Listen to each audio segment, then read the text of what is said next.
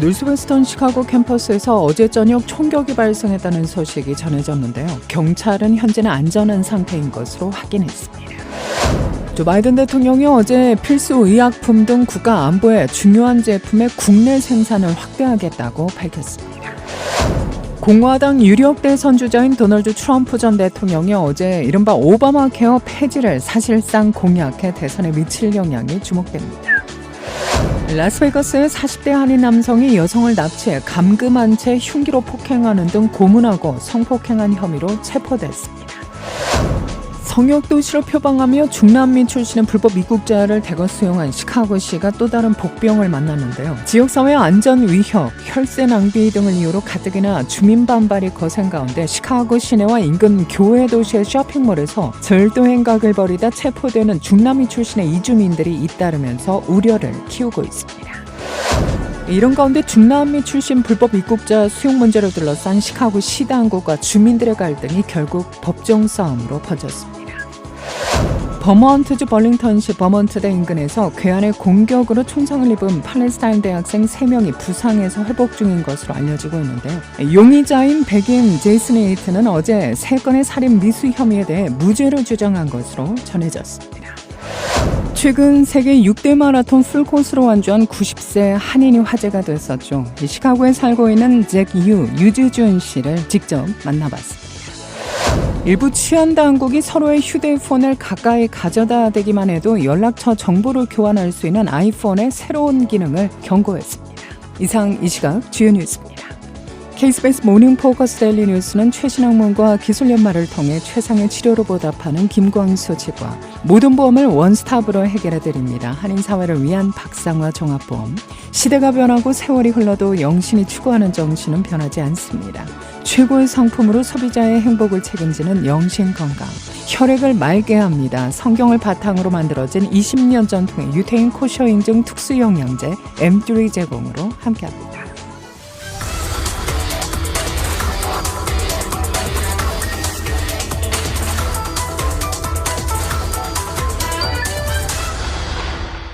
여러분 안녕하십니까? 11월 28일 화요일 오늘의 첫 소식입니다.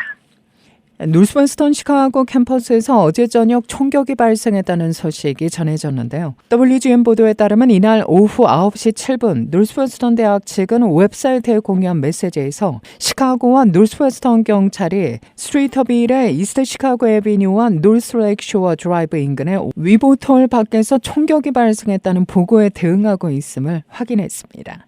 이후 9시 32분경 공개된 업데이트에서 대학은 올 클리어를 선언하며 캠퍼스가 안전함을 확인했는데요. 당시 대학 관계자는 가해자가 구금되어 있다고 밝혔으나 시카고 경찰은 체포된 사람은 없다고 밝혔습니다.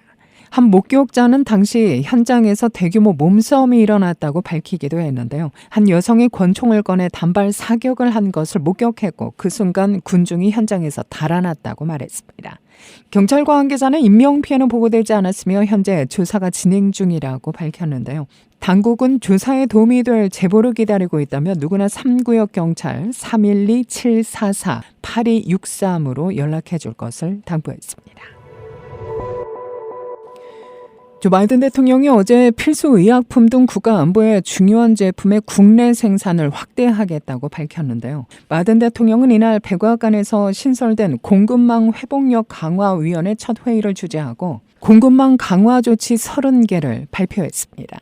백악관 공급망위원회는 국가안보보좌관과 국가경제위원회 위원장이 공동의장을 맡고 농무, 상무, 국방, 에너지, 국토안보, 노동, 국무, 재무 등 중요 부처 장관과 국가정보국 국장 등이 위원으로 참여합니다.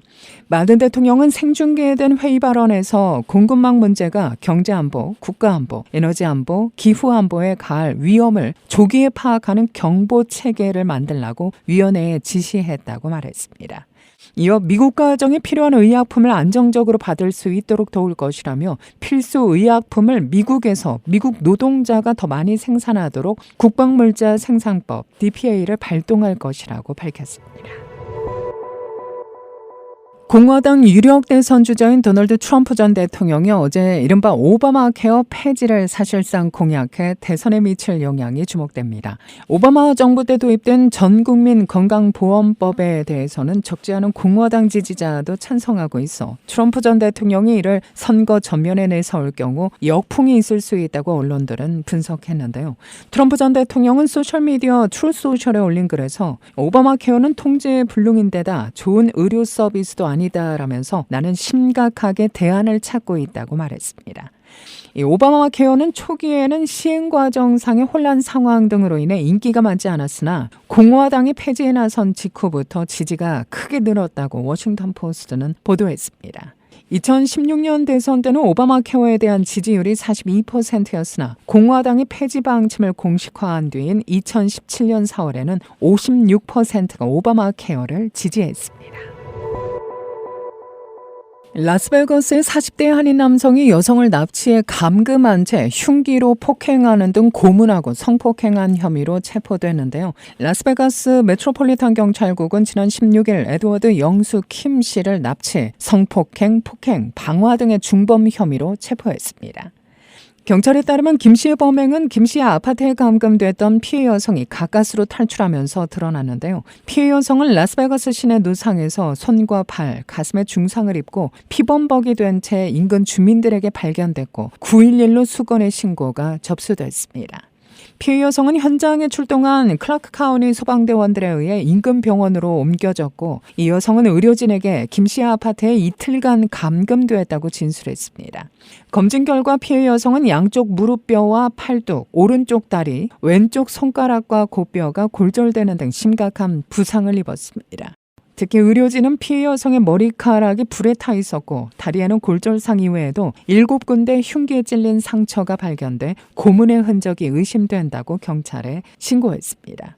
경찰에 따르면 김 씨는 1급 방화 혐의로 체포영장이 발부된 상태입니다. 현재 클라카운티 구치소에 수감된 김 씨는 12월 5일 예비신문을 위해 법정에 출석할 예정입니다. 성역도시를 표방하며 중남미 출신의 불법 입국자를 대거 수용한 시카고시가 또 다른 복병을 안았는데요. 지역사회 안전 위협, 혈세 낭비 등을 이유로 가뜩이나 주민 반발이 거센 가운데 시카고 시내와 인근 교외 도시의 쇼핑몰에서 절도 행각을 벌이다 체포되는 중남미 출신의 이주민들이 잇따르면서 우려를 키우고 있는 겁니다. 시카고 언론들에 따르면 시카고 교외 지역 듀베이지 카운티 검찰은 이날 베네수엘라 출신의 남성 2명 랭기에 게르바 뮤로와 진더 모이세 륜귤로를 강도 및 절도 혐의로 기소했다고 밝힙니다. 이들은 지난 25일 낮 12시 40분께 듀베이지 카운티 관할 오크브룩의 유명 백화점 체인 메시스에서 $770 상당의 상품을 훔친 혐의를 받고 있는데요. 지난해 8월 이후 남부 국경지대에서 시카고로 이송된 중남미 출신의 불법 입국자 수는 2만여 명. 이들 대부분은 베네수엘라 난민 출신입니다. 이들 가운데 안디에사 코메나는 지난 4월 시카고에 도착한 지 3주 만에 각각 다른 이름으로 범죄를 벌이다가 3차례 체포되기도 했는데요.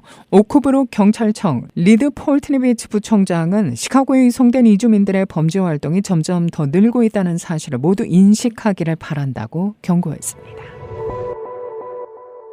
이런 가운데 중남미 출신 불법 입국자 수용 문제를 둘러싼 시카고 시 당국과 주민들의 갈등이 결국 법정 싸움으로 번졌는데요. 언론 보도에 따르면 시카고 남부 주민들이 시카고 시 당국의 불법 입국자 임시 수용소 조성 계획에 반발해 제기한 소송의 첫 재판이 어제 시작된 겁니다. 주민 대표로 소장을 제출한 나타샤 던과 지미 데럴 존스는 관할 쿡카운티 법원에 브랜 존슨 시카고 시장과 시 당국이 공원, 경찰서, 공립학교와 소위 텐트 캠프 등의 불법 입국자들을 수용하는 것을 막아달라고 요청했습니다. 시카고 ABC 방송은 남부 국경지대에서 이송된 불법 입국자들의 겨울철 베이스 캠프 건립 예정지 브라이튼 파크에서는 수주째 주민들의 항의 시위가 계속되고 있으나 최근 현장에 건축자재들이 속속 도착하고 있다고 전했는데요. 주민들은 브랜드 시장이 토지 용도 지정법 위반 행위를 멈추고 성역도시를 표방하며 수용하는 이주민 지원에 실제 어느 만큼의 돈을 쓰고 있는지 가감없이 공개할 것을 요구합니다. 시 당국은 브라이튼 파크에 조성될 겨울철 베이스 캠프에 최대 2,000명을 수용할 수 있다고 밝혔습니다.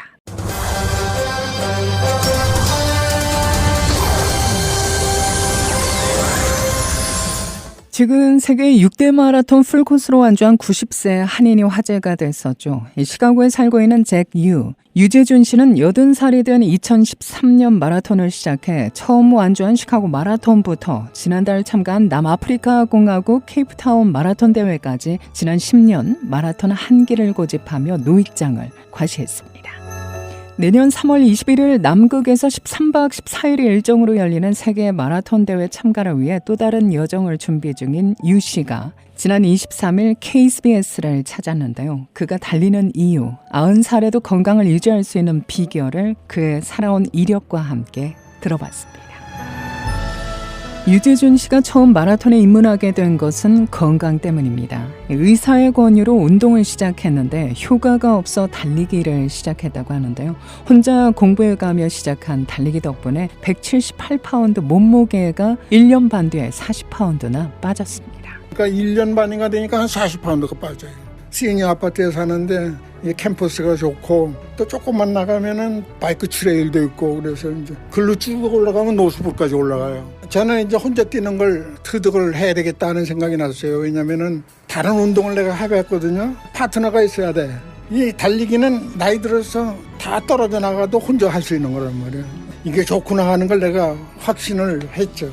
그는 10년 동안 6개 유명 마라톤 대회를 풀코스 완주했습니다. 처음 달린 시카고 마라톤 대회 성적은 3시간 30분 38초. 모두가 놀랐습니다. 시카고 마라톤 이후 보스턴과 뉴욕, 베를린, 도쿄, 런던 6대 마라톤 등 주요 대회에 모두 참가했는데요. 지난달 남아프리카 공화국 케이프타운 마라톤에서는 4시간 28분 36초의 기록으로 해당 연령대 10위 안에 들었습니다. 대회에는 늘 아내와 동행했다고 하는데요. 아내가 큰 수술을 하는 바람에 이번 남아프리카 공화국 대회만 유일하게 유 씨 혼자 참석했습니다. 절제된 식사와 꾸준한 운동은 그의 건강 비결입니다. 집안의 대부분 운동기구를 갖추고 특히 다리 근력 운동을 가장 많이 한다고 하는데요. 식사는 아침과 점심 하루 2끼만 먹습니다. 대신 오후 2시 30분 이후에 먹는 점심은 비교적 잘 먹는 편입니다. 유 씨는 충북 청주에서 태어났습니다. 1964년 독일의 광부로 파견됐다가 1968년 조지아로 이민을 왔는데요. 세탁소를 운영하던 그는 은퇴 후 지난 2005년 아들이 있는 시카고로 와 현재 이곳에 머물고 있습니다. 그는 70살 은퇴한 뒤 중국에서 12년간 선교로 일하기도 했는데요. 1998년 중국에서 처음 2년 연변대학에서 강의했습니다. 북경으로 옮겨 각 지역 가정교회 성경 공부 강의 등으로 사역했습니다. 그때만 해도 중국 가기가 쉽지가 않았어요. 왜냐면 오픈한 데가 몇 년 안 됐거든요. 그래가지고 그때는 뭐 비자를 그냥 어때요? 관광 비자로 해서 3개월인가 주는 거 그걸로 우선 가서 답사를 해봤어요. 중국이라는데 이거 호기심이 나더라고요. 무슨 북한이 가까웠다는 생각이 들고 또 한국 사람들이 많다는 생각이 들고 그래서 연변대학이라는 데가 있어요. 있다 보니까 너무 간섭이 심하고 내가 이렇게 좁은 데서 있을 것이 아니라 좀 넓은 데로 가야 되겠다고 북경으로 나왔죠. 중국 전체를 다녔어요. 각 성에 이렇게 하면 그 각 지역에 성경반 뭐 조그마한 가정교회 같은 게 많아요. 성경대학을 가서 강의하고 뭐 하는 걸 시작을 했죠. 북경 안 가본 성이 없어요. 거의 다 갔어요. 다 가서 한 달에 한 번씩 돌려가면서 강의하고 그러는 성경 공부하고 가르치고. 이때 돌연 어지러움증을 느끼고 이후 미국에 왔을 때 정밀 진단 결과 위험하다는 의사 권유로 운동을 시작하게 된 겁니다. 그는 달리기를 잘했다며 마라톤과 복음이 무슨 상관이냐 하겠지만 무슨 일을 해도 하나님께 영광을 돌리는 게 목적이라고 강조했습니다. 마라톤 후 세러머니 현장에서 자신을 크리스찬 미션을 한 기독교 목사라고 소개할 때 무엇보다 기쁘다는 그는 이걸 위해 하나님이 날 마라톤을 하게 했구나라고 거듭 생각했다고 하는데요. 왜냐하면 이 달리는 거하고 기독교하고 복음하고는 관계가 없지 않냐 하는 생각을 하다 보니까 관계가 굉장히 많아요. 내 기독교 어디서 오고 왔던 사람인데 하면서도 뭐냐면 이 사람은 크리스천 미셔너리였었고 기독교의 목사였었다. 그러는데 너무나 기쁘더라고요. 다른 것보다도 그게 너무나 기뻐. 이를 위해서 하나님께서 나는 마라톤을 하게 했구나 이런 생각이 들어요. 다음 참가할 대회는 내년 3월 21일 13박 14일 일정으로 열리는 남극 세계 마라톤 대회입니다. 추운 지역 마라톤에 도전하고 싶어 응했고 장기간 레이스를 극복해볼 요량입니다. 주변 지인들의 걱정과 우려도 압니다. 그는 주변 누구도 마라톤 하라는 사람은 없다며 웃었는데요. 유 씨는 죽음을 두려워하지 않는다며 죽을까 두려워 못 뛰면 뭘 할 수 있겠느냐라고 반문했습니다. 뛰다 죽어도 좋다 생각도 합니다. 바깥에서 애국 나가서 뛰다가 죽으면 자식들이 걱정했구나 하는 생각이 나더라고요. 내가 아들, 딸이 있는데 자식들이 만약에 여기서 아프리카에서 죽었다고 봐요. 그러면 그 시체를 어떡할까요? 그래서 이 생각이 나서 무슨 보험이냐, 장례보험을 들으면 세계 어디서든지 갖다 준대. 그래, 그 보험을 들었죠. 그 보험을 들고서는 딱 아들 갖다 주고서는 나 죽을 거 걱정하지 말아라. 이거 가지고 해결해. 그 아들이 그래. 6대 마라톤이 끝나고 나니까 이제 그만하실 거죠, 그래. 연령대 A그룹 마라톤은 있는데 그건 뭐냐면 각 대회에서, 그러니까 세계에서 인정하는 각 대회에서 연령대 3등 안에 들은 사람은 그 사람들을 모아가지고 뛰어요. 그런 데가 있어서 그거 한번 도전해보자. 그걸 한번 도전했었죠. 영국에서 했어요. 그래서 거기서 메달을 또 땄죠. 근데 7대륙에 도전하고 싶은 생각이 나더라고요. 그래서 이제 지금 그거 도전 중에 있죠. 말보다 생활로 자기 직업으로 전도해야 한다는 그는 목사인데 마라톤도 잘 뛴다. 이것보다 마라톤을 잘 뛰는데 목사다. 이런 평가가 더 효과적이라며 나는 그런 쪽으로 선교하는 셈이라고 말했습니다. 그가 시카고 기독교 방송 청취자들에게 남긴 말입니다. 운동하면은 근육도 계속해서 늘어요. 운동신경도 주는 게 아니라 더 향상된다는 걸 느껴요. 왜냐면은 80세 시작할 때보다 83세 할 적에가 더 내가 기분이 좋아요. 뛰는 것도 더 쉽고, 이게 운동이 하면 할수록 근육이나 그 능력이 더 향상되지 주는 게 아니구나. 하나님께서 우리 인간한테는 무한한 잠재력을 주셨어요. 근데 우리는 이 잠재력을 몰라. 뭐가 나한테 있는지를 몰라요. 근데 하다 보면 자기 잠재력을 개발을 하면 그 개발한 것을 계속해서 발전해 나가면은 다 할 수 있어요.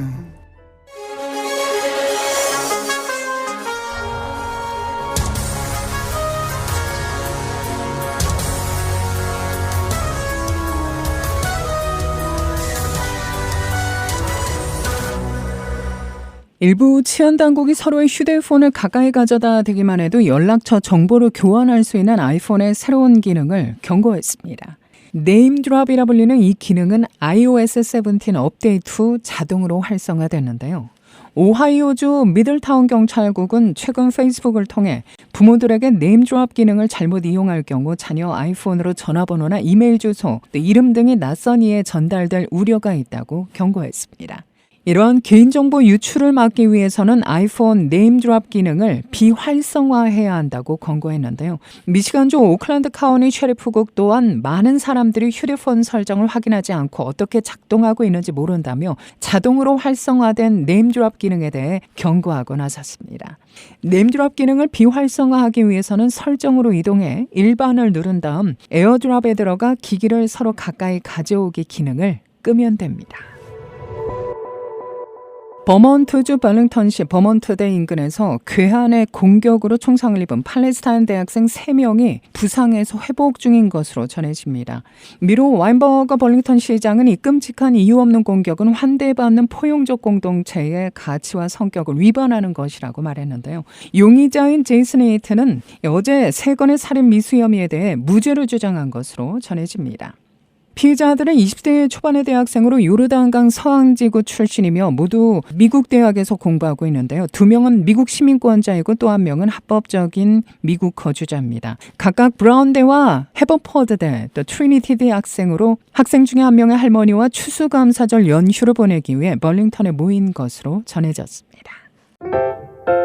날씨입니다. 화요일에는 오늘 대체로 춥고 부분적으로 맑은 날씨 이어질 것으로 예보됩니다. 오늘 낮 최고기온 25도, 밤 최저기온 22도입니다. 큰 폭으로 기온이 떨어지면서 매우 쌀쌀한 날씨 계속되고 있는데요. 내일도 대체로 맑습니다. 기온은 다소 올라 낮 최고 39도, 밤 최저 28도입니다. 이 시각 기온은 18도, 습도는 63%, 바람은 북서풍이 6마일의 속도로 불고 있습니다. 이상으로 데일리 뉴스를 마칩니다. 진행의 김수현이었습니다. 오늘도 하나님의 큰 위로와 축복이 함께하기를 소망합니다.